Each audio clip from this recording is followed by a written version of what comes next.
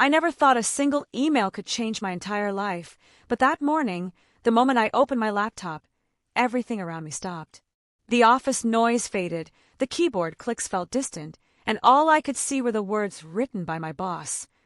Effective immediately, your salary will be reduced by 70%. For a second I thought it was a mistake. Maybe HR sent it to the wrong employee. Maybe someone typed the wrong number. But no, it was meant for me. My name was right there in bold letters, as if he wanted to make sure I understood exactly who he was humiliating. My heart felt heavy, but not because of the money. It was the reason he gave. This decision is necessary to set an example for the rest of the team. Not because of my performance, not because of a company loss, but because he wanted to scare everyone else. I sat there staring at the screen, wondering how someone could think a human life was just another tool to manage fear in a workplace. People around me whispered, pretending not to look, but I could feel their eyes on me. Some felt bad, some felt relieved it wasn't them, and some were simply curious. I didn't blame them. Everyone was scared of the same boss, a man who believed the world moved only when he pushed it. Power wasn't something he had, it was something he showed off. Every decision he made felt like a warning, and every warning felt personal. But that day, something inside me shifted. Not anger, not revenge, something quieter, something colder. A feeling that whispered, "You don't have to accept this." I knew I couldn't argue with him. I had seen what happened to anyone who tried. They disappeared from the company within days, sometimes hours. So I did what he least expected. I stayed silent. I smiled. I thanked him for the feedback. He smirked back, thinking he won. He thought breaking me in front of the team would remind everyone who controlled their future. He had no idea I had access to information that could reshape the entire industry. He didn't know what I had seen in the restricted data room weeks earlier. He didn't know I had stumbled across a flaw so big that if the wrong people found out, billions could disappear overnight. When I first discovered it, I ignored it. I wasn't planning to use it. I was loyal. I worked weekends. I covered for my team. I believed good work always paid off. But loyalty dies the moment someone shows you how little your dignity means to them. So I played along. I kept doing my tasks quietly while memorizing everything I needed. I listened during high-level meetings he thought I wasn't paying attention to. I watched as he bragged about quarterly wins he didn't earn. I observed how he pushed the team harder every day, squeezing them until their smiles faded and their desks looked empty even when they were full. At home, I couldn't sleep. I kept replaying the moment he smirked at me, the casual cruelty in his voice as he said, "Don't take it personally." But how do you not take something personally when your entire lifestyle is cut in one email? When someone plays with your stability like it's a button on their desk. I didn't want to destroy anything. I didn't want revenge. I just wanted him to feel what it was like to lose control. I wanted him to taste the same fear he injected into everyone else. And the more I thought about it, the clearer the plan became. It wasn't illegal. It wasn't dramatic. It was simply revealing the truth, a truth the market was never supposed to see.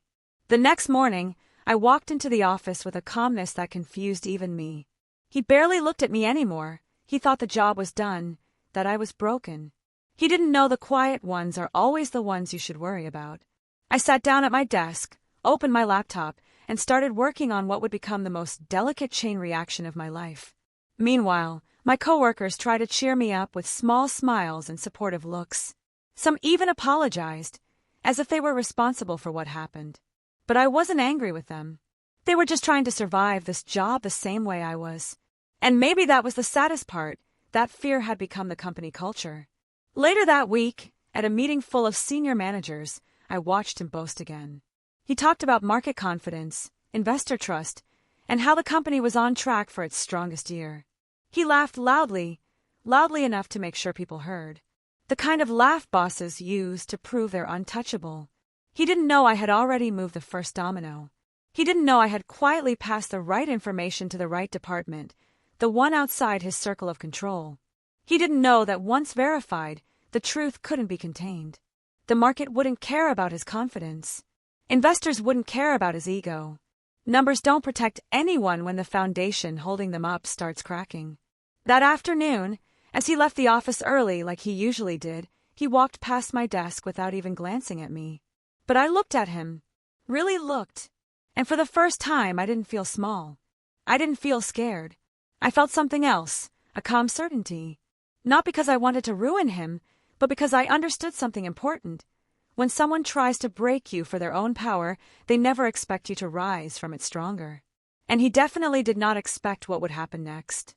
Because by the time the sun set that day, the first alerts had already started flashing in the financial system. Analysts began asking questions. Reporters started digging. Investors noticed movements they couldn't explain. The cracks were spreading faster than anyone could predict.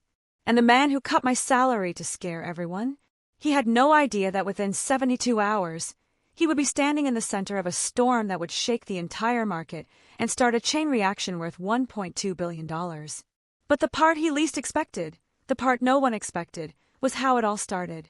With one quiet employee, one small push, and one truth the world wasn't supposed to see. The real story begins right there, at the moment when the first alarm rang and everything he built started to fall apart. And you're not going to believe what happened next. The first alert wasn't loud. It didn't flash like something dramatic out of a movie. It was small, almost quiet, the kind of notification the system usually sends when something doesn't match the expected pattern. But I knew exactly what it meant. I had seen the flaw weeks ago, hidden under layers of data that only a few people even had access to. Most employees wouldn't have understood it, and most managers wouldn't have cared. But I did, because when you spend years doing the same job, digging through the same numbers, tracking every shift in the market, you notice when something feels wrong. Back then, when I first found it, I thought the system was glitching. A minor error, a mismatch between projected demand and the real supply, a tiny gap that didn't make sense. I flagged it in my own notes, not because I thought it was dangerous, but because I'm the kind of person who can't ignore strange little details. I asked a senior analyst about it, but he brushed it off like it was nothing. He barely looked at the screen. He just said, "It happens.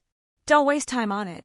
That was the culture in our company. Do what you're told. Don't ask questions. Don't look deeper than what the boss wants you to see. But after my salary was cut, after the humiliation in front of the entire office, that small flaw suddenly became important. Not because I wanted revenge, but because I realized something. The people in charge had built everything on assumptions. They trusted numbers they didn't understand, charts they didn't analyze, and systems they didn't check. They believed the market would always behave the way they expected it to. And that's what made the flaw dangerous. 4 weeks, I had been quietly studying it after hours. At home, I kept my laptop open late into the night, the room dark except for the blue glow of the screen. The more I dug, the more I realized how deep the problem went. The company was projecting growth based on data that wasn't stable. We were scaling too fast, leaning on predictions that didn't match reality. If anyone outside found out, the trust investors had in the company would collapse like a card tower. And if that trust fell, everything connected to it would fall with it. But for my boss, none of this mattered. He didn't care about the numbers. He cared about control. He cared about looking powerful in front of the board. He cared about showing the team that he was the one who decided who succeeded and who failed. Cutting my salary wasn't about finances, it was about ego. It was about reminding everyone that he could ruin someone's life without warning, without explanation, and without consequences. So when I sat at my desk and saw the first alert blinking in the system, I knew the domino effect had started. Not because I pushed something illegal or harmful, but because I finally sent the truth to the department whose job was to monitor structural stability. A department my boss never interacted with. A department that worked quietly, independently, following procedures that couldn't be influenced by his ego. They were thorough, and once they started validating the anomaly, they wouldn't stop until they understood it fully. That meant reviewing past data, comparing projections, contacting partners, and checking the numbers from every angle. And that also meant the information was about to spread far beyond my boss's control. But before any of that happened, before the first call started, before the first meetings were booked, my life inside the office kept moving with strange calmness. The team had grown quieter around me. They watched me like someone waiting to see if a wounded animal would get back up or stay down. I didn't blame them. Everyone here had their own scars. Some were dealing with burnout. Some were dealing with impossible deadlines. Some were dealing with fear, so deep that even basic conversations felt risky. That's what the boss did. He made people feel replaceable. He made them believe that silence was safer than honesty. One evening, when most people had left, my coworker Mira walked to my desk and sat down softly. She had been with the company for almost as long as I had, maybe longer. She was one of the few people who actually cared about the work we did. Her eyes looked tired, the kind of tired that comes from carrying too many responsibilities. "Are you okay?" she asked, her voice low, cautious. I wanted to say yes. I wanted to tell her not to worry. But instead, I gave her the simplest answer I could. "I'm managing." She nodded like she understood everything I wasn't saying. Then she leaned closer and whispered, "People are scared. Not because of you. Because of him." I stayed silent. I didn't want her dragged into anything. "You didn't deserve what he did," she said, almost angrily. "Everyone knows that." But knowing didn't change anything. That was the problem. Everyone saw the unfairness, but no one dared to speak about it. For a moment, I wondered if her kindness would make me question what I set in motion. But deep down, I knew this wasn't about hurting her or the team. It wasn't even about the company. It was about revealing a truth that had been ignored for too long. If the market reacted, if the company shook, if the boss panicked, that wasn't on me. That was on the system he created. The next day felt different. Not louder, not chaotic, just heavy. The morning air in the office felt thick, like something was hanging above us that no one could see but everyone could feel. People kept glancing at their screens, frowning at emails, checking financial dashboards, even when it wasn't part of their job. It was like the entire building sensed the shift before anyone said it out loud. Around noon, senior analysts began walking quickly between rooms. They talked in low voices, their steps sharper than usual. Even interns noticed something was off. The tension grew every hour, almost like the quiet before a storm breaks open. But my boss, he was completely unaware. He spent the morning laughing loudly in his glass office while showing off some new gadget he bought. He joked with managers, threw around instructions like confetti, and acted like the king of the floor. He didn't check his system. He didn't read updates. He didn't notice the patterns, shifting right under his nose. But while he laughed, while he bragged, the outside world was starting to pay attention. By afternoon, financial blogs had begun asking why certain numbers didn't match projections. Analysts on the other side of the country flagged unusual movement in the company's data. Investors started pulling small amounts, not enough to be dramatic, but enough to raise eyebrows. A few minor news outlets sent inquiries asking for official statements. Inside the office, whispers spread, not about me, not about my salary, but about the sudden instability none of them understood. And yet, even with the tension building, even with the first cracks appearing, the truth hadn't hit my boss yet. He still thought he controlled everything. He still thought he was untouchable. But the moment that would change everything, the call that would flip his world upside down, was only hours away. It hadn't happened yet. The storm was still building. And no one, not even I, knew just how big the crash would become. The first real sign that things were shifting came the next morning, long before the sun had fully risen. I walked into the office and immediately felt something had changed. It wasn't loud or dramatic. It was the way people looked at each other, the way conversation stopped when someone new entered the room, the way even the air felt tighter. Everyone sensed the pressure, even if they couldn't explain it.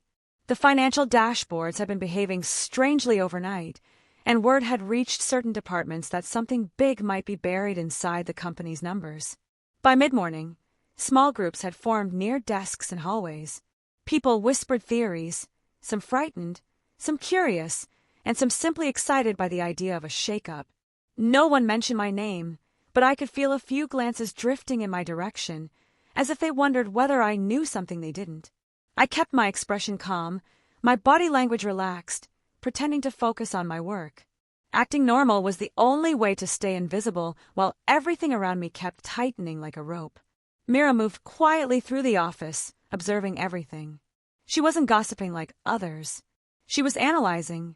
She noticed the senior managers pacing between rooms, the urgent messages being sent, the way people suddenly started double-checking old files. At one point, she came to my desk and placed a cup of tea beside me. She didn't say anything, but her eyes searched mine, almost asking silently, Do you know what's happening? I gave her the smallest nod, not enough to reveal anything, but enough to calm her. She sat back down, watching the chaos slowly grow. Meanwhile, my boss still seemed blissfully ignorant. He strutted around the office giving orders that didn't matter, interrupting people who were clearly busy, making jokes no one laughed at. He was so absorbed in his own importance that he couldn't see the storm building around him. Every time he spoke, I could see people's frustration grow. They no longer saw him as a leader. They saw him as the reason the company felt unstable. And yet, he had no idea his entire image was about to collapse. The real tension began when the compliance team suddenly appeared on the floor. They rarely came down unless something serious was happening. Their presence alone made people straighten in their seats, hide their conversations, and pretend to look productive. Even the interns sensed the shift. Phones stopped ringing as often. Emails slowed down. Everyone started listening instead of working.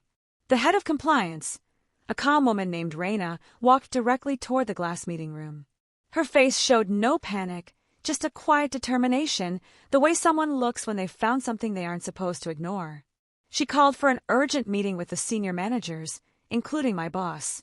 I watched them gather through the transparent walls. My boss entered with the same confident swagger, but a few minutes later, that confidence faded. I couldn't hear the conversation, but his expression told the whole story. At first, he looked confused, then annoyed, then defensive. His eyebrows tightened, his mouth pressed thin, and he kept pointing at a document on the table like he was trying to convince them it wasn't a big deal.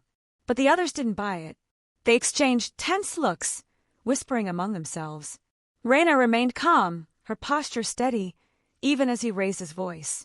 The more he argued, the clearer it became to everyone outside the room. He didn't understand what was happening. He didn't know how to fix it, and that scared people more than anything else. While they argued, the market continued reacting. Analysts outside the company began publishing early reports questioning the reliability of our quarterly projections. A well-known financial blog hinted at irregular patterns inside our data. Investors who tracked risk closely began shifting money out of our stock, not a crash yet, but enough to create instability.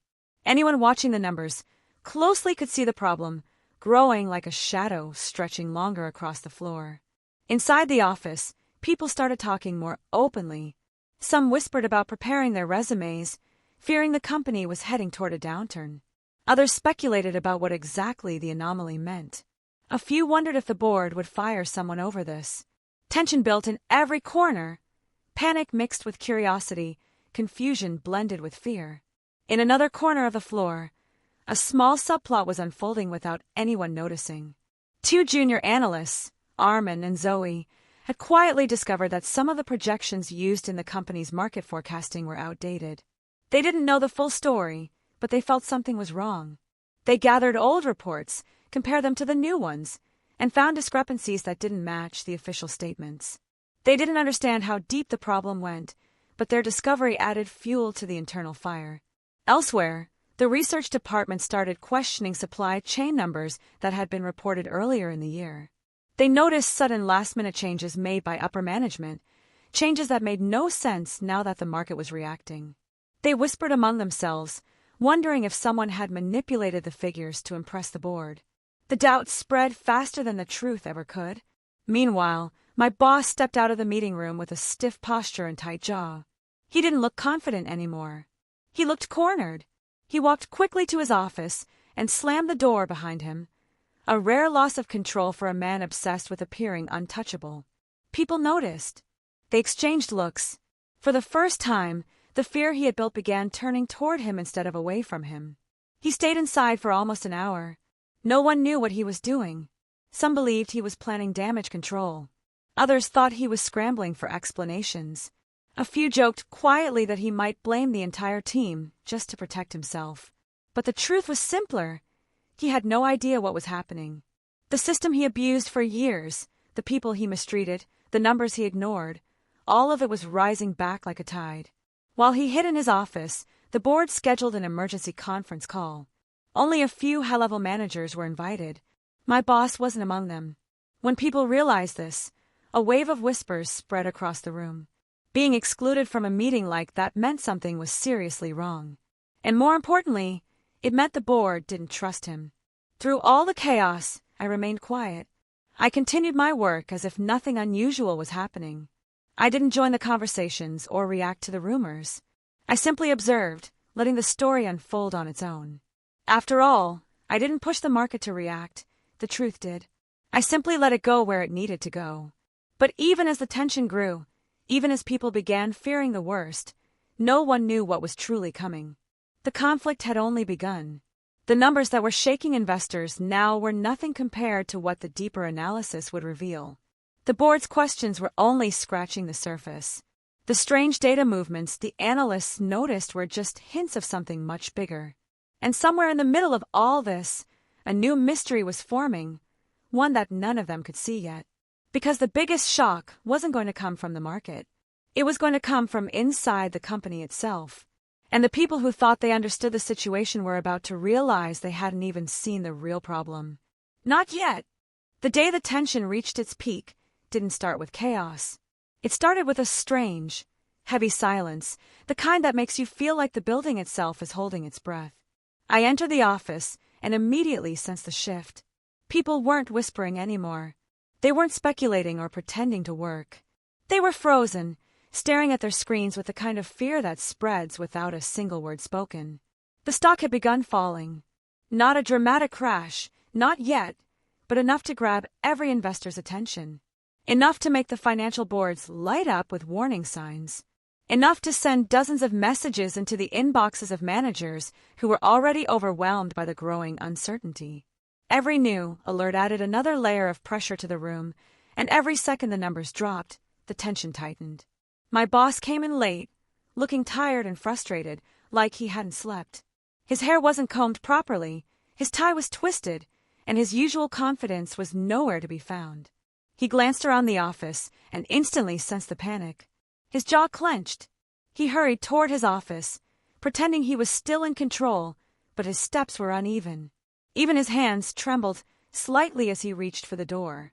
People watched him, not with the fear he was used to, but with a quiet mixture of resentment and hope. Resentment for everything he had done, and hope that maybe, finally, his actions were catching up to him. For the first time, the power he used to intimidate others seemed to slip through his fingers. The compliance team was already at work. Raina stood at the center of the floor, organizing files, sending urgent instructions, and coordinating with different departments. She looked calm on the outside, but the small crease between her eyebrows gave her away. She knew the numbers weren't just unstable, they were pointing to something huge. She needed answers, and she needed them fast. And she knew exactly where to look. Within an hour, she approached my desk. Her expression was neutral, but her eyes carried weight. She held a folder filled with printed reports, each page marked with red tabs. "I need to ask you a few questions," she said quietly, without causing a scene. I nodded and followed her into a small meeting room. She closed the door gently, then turned toward me, folding her arms. "You noticed this anomaly weeks ago, didn't you?" she asked. I didn't deny it. "Yes. And you didn't report it to your manager." There was no accusation in her voice, only curiosity. "I did," I said calmly. "He didn't care. He told me not to waste time on it." Her face changed just slightly, enough for me to see she already suspected as much. "Did you continue investigating on your own?" "Yes." She glanced down at the file, flipping through the pages. "Your notes helped us track the earliest inconsistencies. Without them, this would have taken much longer." She didn't ask how I sent those notes through the monitoring department. She didn't ask why I stayed quiet or why the information surfaced exactly when it did. She wasn't interested in office politics. She wanted the truth, the mathematical truth, the kind that doesn't lie. She closed the folder. "We're going to need you in the main meeting soon.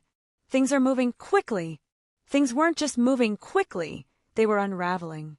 By noon, the stock dropped further. Reporters started sending aggressive questions. Some investors wanted immediate explanations. Others demanded statements from the board. Screens across the office showed one painful line after another, each graph dipping lower, blinking red warnings that made everyone's hearts race. Then came the moment no one expected. The board arrived at the office. Not through a scheduled meeting. Not through a polite announcement. They simply walked in, silent, serious, and carrying the weight of a company on their shoulders. The entire floor froze as they moved across the room, heading straight to the large conference hall. They didn't stop to greet anyone. They didn't smile. They didn't acknowledge my boss, even though he tried to force a nervous grin as they passed. Their arrival meant one thing. Whatever was happening had escalated beyond routine analysis. The company was preparing for a major internal crisis.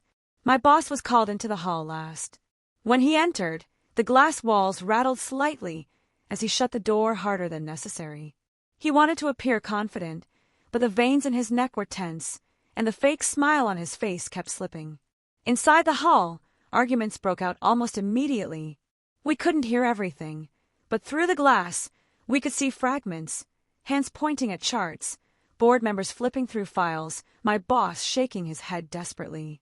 At one point, someone slammed a folder on the table. Another stood up and paced the room like they were trying to hold themselves together. The meeting stretched for nearly an hour. By the end of it, everyone watching from outside could feel the climax building like a wave rising high enough to drown everything beneath it. But that wasn't the worst part. During the meeting, new data came in, numbers that changed everything. The flaw wasn't just affecting our company anymore. It had triggered a reaction across several partner firms. Smaller companies connected to our supply chain began showing sudden declines. One of our international partners issued a public warning about inconsistencies in our projections. Their statement spread within minutes, shaking the investor community even more. The market wasn't just unstable now. It was on the edge. One more push, one more revelation, one more leak, one more bit of truth, and it would collapse. When the meeting finally ended, my boss didn't come out right away. The board members left first, their faces grim. Some looked angry, others disappointed, but all of them looked worried, truly worried. They walked out of the hall with heavy steps, as if they had just witnessed something irreversible. My boss stayed inside for a full 5 minutes more. When he finally emerged, he looked like someone had drained every ounce of confidence out of him. His eyes were empty, his shoulders slouched, and his face pale. He didn't shout. He didn't glare at anyone. He didn't even pretend to be strong. He walked slowly to his office and closed the door gently this time, almost quietly, as if he didn't want anyone to hear. But people had already seen enough. The man who once controlled the entire floor now looked like a ghost in his own kingdom. And yet, the climax had not fully arrived. Because the board wasn't done. Minutes later, an urgent company-wide meeting notification appeared on everyone's screens. Mandatory attendance. All departments. No exceptions. No one knew what the announcement would be. No one knew how much truth would be revealed. No one knew how close we were to a full-blown market crash. But I did. Because the numbers I had uncovered weeks ago, the numbers he ignored, were now shining on every screen like a warning nobody could escape. And the moment that meeting began would mark the start of the most intense turning point of the entire story. Everything was leading to that one room. That one announcement. That one truth still waiting to explode. When the company-wide meeting alert appeared, the whole office went silent. No one moved. No one typed. Everyone just stared at the notification like it was a message sent from some higher power deciding our fate. Mandatory attendance meant something serious, something the company couldn't hide anymore. People exchanged nervous looks, unsure whether they should feel terrified or relieved that the truth was finally coming to the surface. But before anyone could gather their courage, a new alert popped up on the system. A second notification, one no one expected. It wasn't from the board. It wasn't from compliance. It wasn't even internal. It was from one of our biggest international partners. And it wasn't a question. It was a demand. They wanted an emergency explanation within the next hour, or they would go public with their own findings, which, from the looks of the message, were even worse than what we had uncovered so far. People gasped. Some stood up from their desks. The quiet tension in the office instantly rose into something sharper, heavier, almost electric. Even the screens around the floor flickered with updates, like the system itself was struggling to process everything happening at once. Numbers kept shifting, sharper drops, redder warnings, faster alerts. It was as if the entire market sensed the panic spreading through the building. And then came the second twist. The partner's message included an attachment. A confidential file. one that had never been shared with us before. Reina and the compliance team rushed toward their room to open it. A few managers followed behind her. My boss, still pale and shaken from the board meeting, didn't move right away. He stared at the alert as if hoping it would disappear if he blinked long enough. But when the managers began whispering urgently, he finally forced himself to stand and follow them, even though his legs barely supported him. I stayed at my desk, pretending to focus, but my ears caught every sound. The door to the compliance room closed, and for a moment, there was eerie silence. Then, faintly, I could hear papers shuffling, chairs moving, someone muttering under their breath. And suddenly, the sound of a chair being pushed back sharply. Something in that file shocked them. Minutes later, the door opened, and everyone inside looked shaken. Completely shaken. Not like before, this was different. This was the look people get when they realize they're standing in the middle of something much bigger than they ever imagined. Reina held the file tightly in her hand, her expression unreadable. My boss, however, looked the worst. His face was drained, his posture slouched, and his hands trembled visibly. He looked like someone who had just heard news that could end everything for him. The whisper started spreading across the floor in seconds. The numbers weren't just flawed. There's something else. Someone altered the projections intentionally, not by accident, not a system glitch, a deliberate change. My heart stopped for a moment. This wasn't part of my discovery. This wasn't part of the flaw. This was something I hadn't touched, something I didn't even know existed. A second plot twist. Someone with higher access than me, had tampered with the forecasting models long before anyone noticed the anomaly. They didn't just miscalculate. They manipulated the numbers. They rewrote certain metrics to make the company look stronger than it was. They inflated projections, hid certain losses, and masked the early warning signs. This wasn't carelessness. This wasn't bad management. This was intentional deception. And suddenly, every department started buzzing with new fear. If the truth in that file reached the public, the market wouldn't just dip, it would freefall. A $1.2 billion crash was no longer a possibility.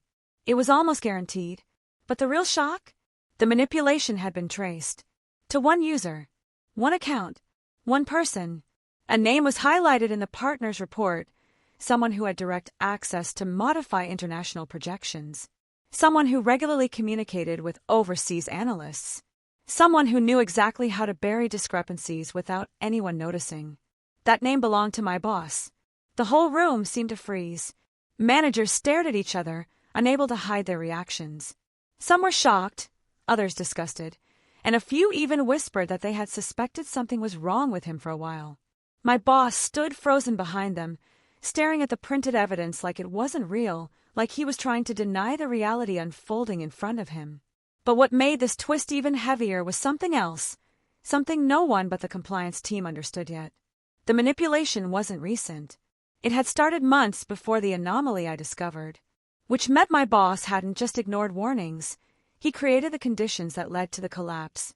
He hid early cracks in the system. He smoothed over negative numbers. He made everything look perfect, so he could impress the board, show growth, and maintain his image of control. And because of that, the flaw I found, the flaw he ignored, became the final trigger. He had built a house of cards. I had simply pointed at the wind. Now the whole structure was collapsing. Before anyone could process the information, another alert hit the system, this time from the media. A major financial outlet had caught wind of the international partners' concerns. They were preparing to publish a story, a big one. And once it was out, there would be no turning back.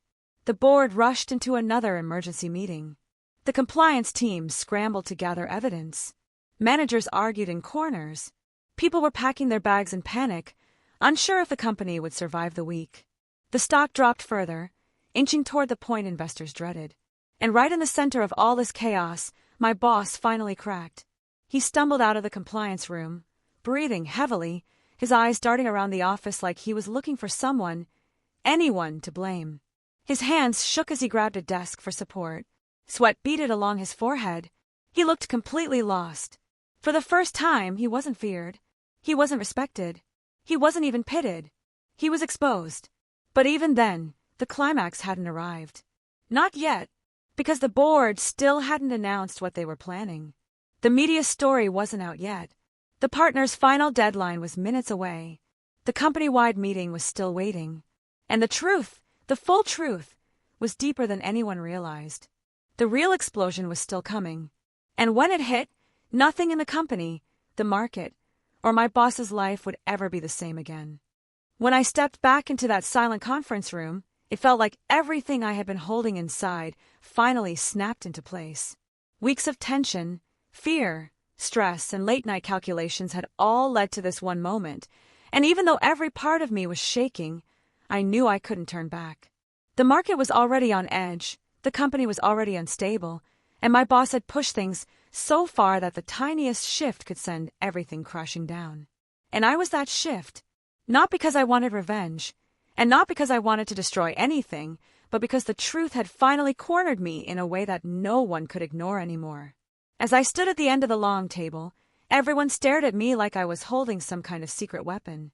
My boss looked pale, almost sick. His fake confidence was cracking like thin glass. He knew something was coming, but he had no idea how big it would be. He had no idea what his 70% salary cut had set in motion. And deep down I realized something. He hadn't feared me at all. He had feared losing control. And now he was watching it slip right through his fingers. I took a slow breath, forcing my voice to stay steady. The room smelled like stale coffee and tension. Everyone looked drained, as if they already sensed that some invisible line had been crossed.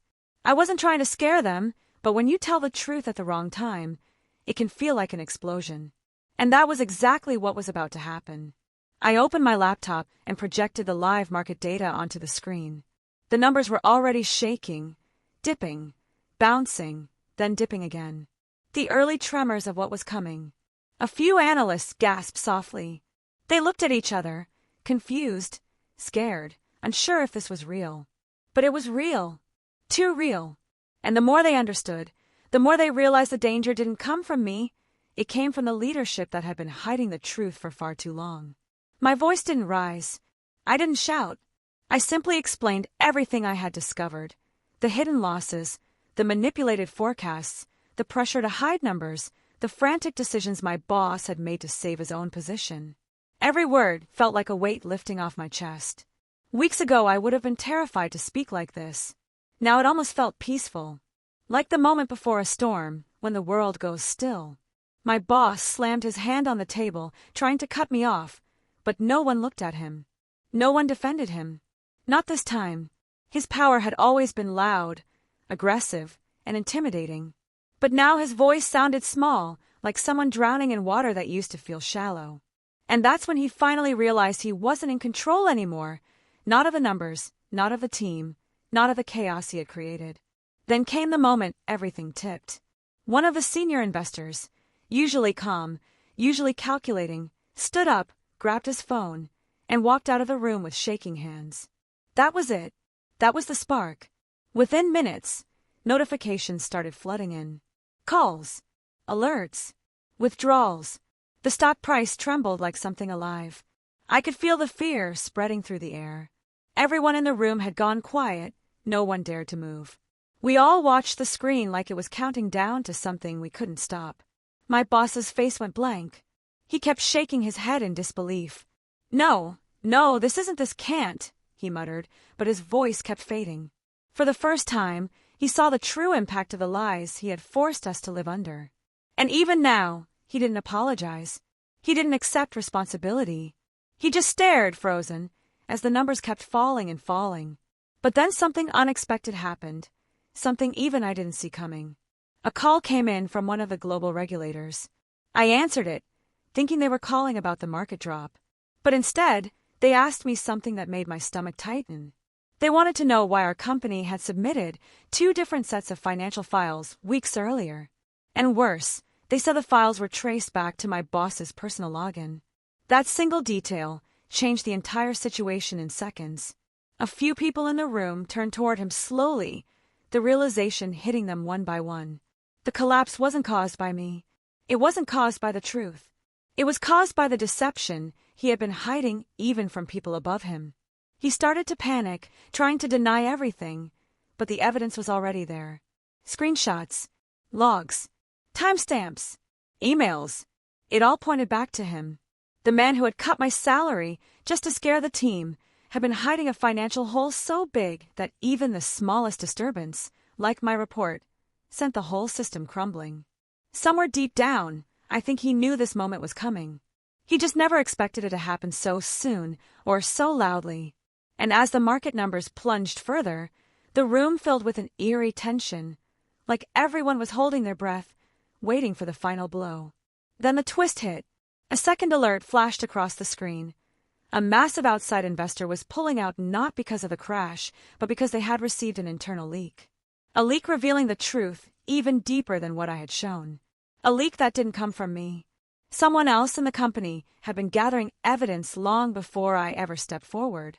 Someone who had been watching, waiting, and preparing to expose everything when the perfect moment arrived. The whole room erupted in whispers. I started around in panic. Who was it? How much did they know? Why had they stayed silent until now? My boss looked around wildly, accusing everyone under his breath. He didn't understand that the truth wasn't a single event. It was a wave, one that had been building for months. I had been part of it, sure, but I wasn't the only one. And now it was crashing down from all sides, unstoppable. The stock graph suddenly dropped so sharply that a few people gasped out loud. The $1.2 billion market crash was unfolding right in front of us, and there was no way to stop it anymore. The numbers were falling like they were being pulled by gravity itself. But just when it seemed like everything had hit the lowest point, a final notification appeared, one that made everyone freeze completely. It was a message from the anonymous employee who had leaked the internal files. The message was short, simple, almost calm. You think this is the end? Look again.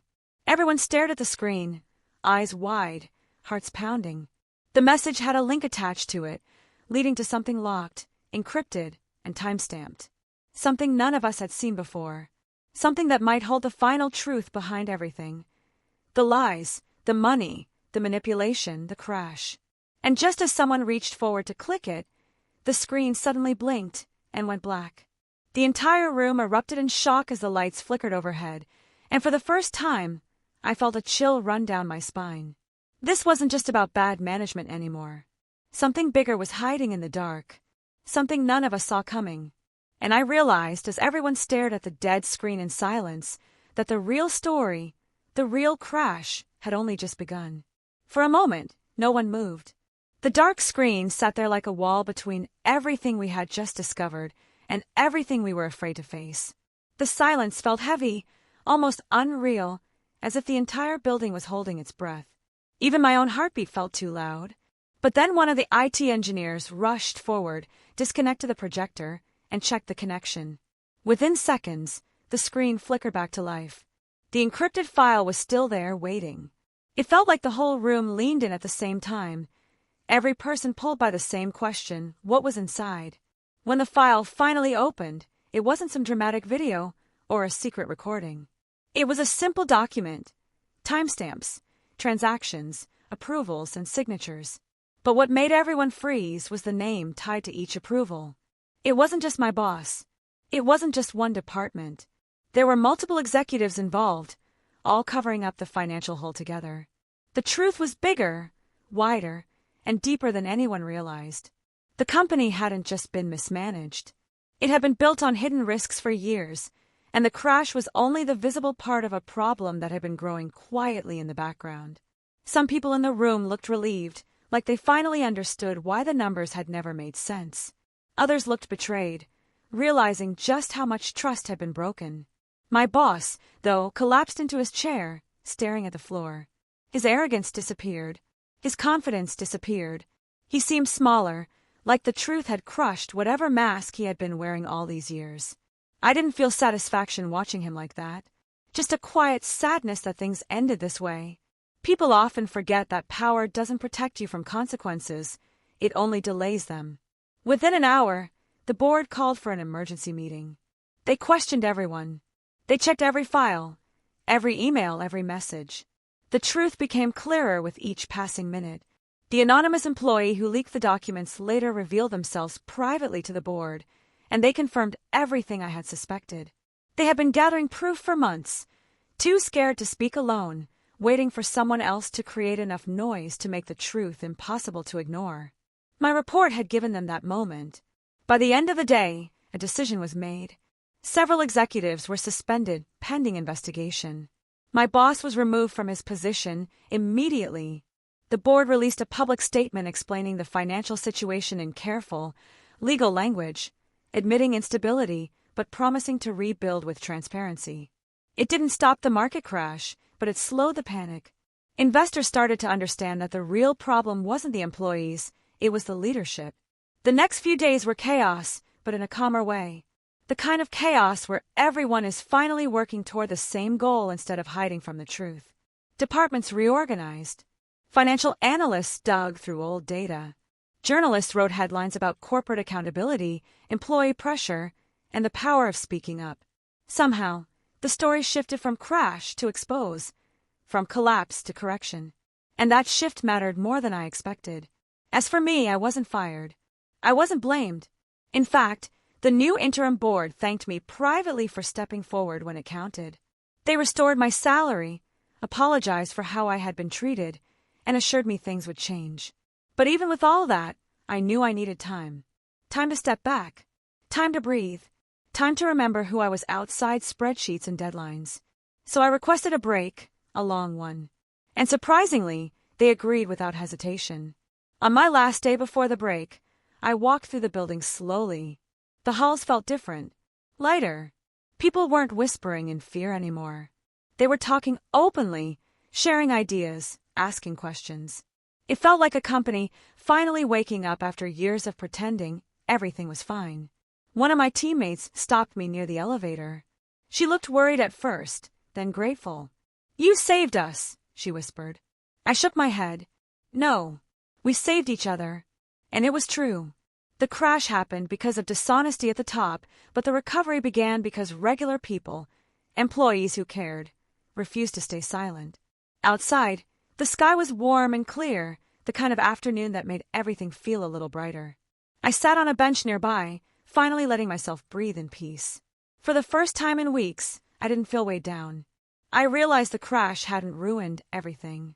It had cleared the path for something better, something honest. Over the next months, the company slowly rebuilt itself. New leadership, new policies, new systems for transparency. It wasn't perfect, but it was healthier. Investors returned cautiously. The market steadied. The story became a lesson for other companies about ethics, accountability, pressure, and the danger of ignoring small warnings until they explode.